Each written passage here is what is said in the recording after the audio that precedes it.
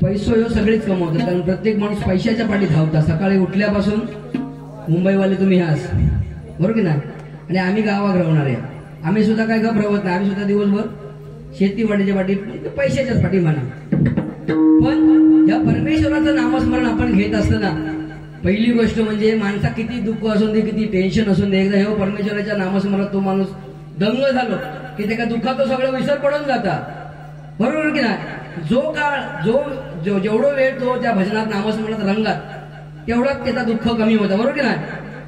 म्हणून या परमेश्वराचं नामस्मरण घेतलं पाहिजे, कारण तराजूची दोन मापं असतात. जड असतात नेहमी खाली असतात आणि हलका असतात नेहमी वर असतात. आणि आम्ही हलके आवडी तुम्ही जड आहात, कारण भजन गाण्यापेक्षा भजन श्रवण करणे ही सगळ्यात मोठी जोखमीची गोष्ट. कारण सगळ्यांना जमत नाही तर तासन तास भजन श्रवण करणं हे ना. एकदा इथं जमलेल्या सगळ्या रसिक प्रेक्षकांसाठी एकदा जोरदार टाळे होणे.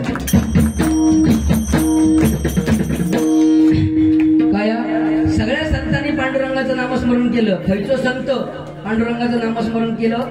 जेवढे संतांचे आपण नावं घेतो, पण त्या प्रत्येक संताला पांडुरंगाची प्रचिती होण्यासाठी काही काळ घालूच लागलो. आज नामस्मरण केल्याने उद्या पांडुरंग प्रसन्न झालो असा झालाच नाही. संत तुकाराम महाराज बुवा एकमेव संत असे आहेत की संत तुकाराम महाराज ते स्वदेही वैकुंठाला गेले. स्वदेही त्यांना न्याव पांडुरंगाचं विमान इला. त्या विमानाचं नाव तुला माहिती असतात. मग सांग तुमचा आमका न्याव कोण येणार नाही.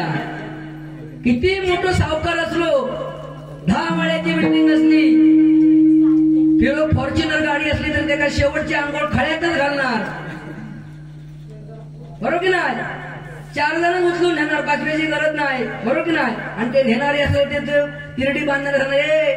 हकडना शेणी बरोबर लाव, हकडना शेणी बरोबर लाव. बोल तू शेणी लावणार सांग अंगठे बरोबर बांध, नाही तर बसका.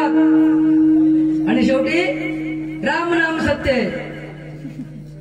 कोणाक चुकलं नाही. जन्म मृत्यूचं फेरो कोणाक चुकलो नाही. या ठिकाणी मगाशी एक काका आले ना, त्यांनी मला 200 रुपयाचं बक्षीस दिलंय. संतोष भिकाजी चव्हाण. आणि त्यांनी सांगितलं की बुवा जन्म आणि मृत्यूचं जो तुकाराम महाराजांचा अभंग आहे त्याचं विश्लेषण करून सांगा. माऊली नक्कीच सांगणार, कारण ह्या अभंगाचं विश्लेषण मी गजराच्या माध्यमातून सुद्धा करते. कारण आम्ही टाळाचो गजर ह्याच माध्यमातून भरणार. 200 रुपयाचं पारितोषिक त्यांच्याकडून आले. मनपूर्वक स्वीकारतो, त्यांच्या चरणाशी नतमस्तक होतोय. धन्यवाद धन्यवाद धन्यवाद. आणखी सुद्धा या ठिकाणी बक्षीस आले, कारण का ते भजनाच्या योगात बक्षीस वाचून राहूची लागतील. कारण का तो अकडे बोंडत होतो तेव्हा लोक समज नाही त्या का ऐकला. आणि मग माका ते बक्षीस देवळात आणून दिला नाही. ती सगळी मी लिहून ठेवले. बरोबर. मी त्यांना सांगत होतो की तुम्ही डायरेक्ट भजनाला मी सुरुवात केली की तुम्ही द्या. नाही म्हणाले बुवा तुम्ही आताच घेऊन जावा. त्याचप्रमाणे संतोष भिकाजी चव्हाण यांनी प्रश्न घातला होतो, त्यासाठी 200 रुपये दिलेले आहेत. त्यात नंतर शिवार्थ चव्हाण याचकडून हे 200 रुपये आलेले आहेत. मंगेश चव्हाण यांच्याकडून 100 रुपये. बळीराम चव्हाण खजिनदार यांच्याकडून 200 रुपये आले आहेत. सत्यवान चव्हाण माजी सेक्रेटरी यांच्याकडून 100 रुपये आलेले आहेत. रवींद्र पांचाळ यांच्याकडून 101 रुपये आलेले आहेत. संजय पांचाळ यांच्याकडून 100 आणि शिवाजी चव्हाण यांच्याकडून 100 रुपये अशी ही सगळी बक्षिस या ठिकाणी आलेली आहेत. बुवा माझा भजन चालू व्हायच्या आधी तू इवळलंस 300-400 रुपयात उठाळलंस. आता मी एवढे तर 1000 गेलोय. ते बाकीचे काही घबरावणार. ठीक आहे. लक्ष्मीची चंचल असता, प्रत्येक माणसाला ती येत जात असता. तुम्ही त्याला पण हे करा कसं तो माणूस भारी आहे. जा काय सांगायचं आता पुढे सांगणार. प्रथम परमेश्वराचं नामस्मरण.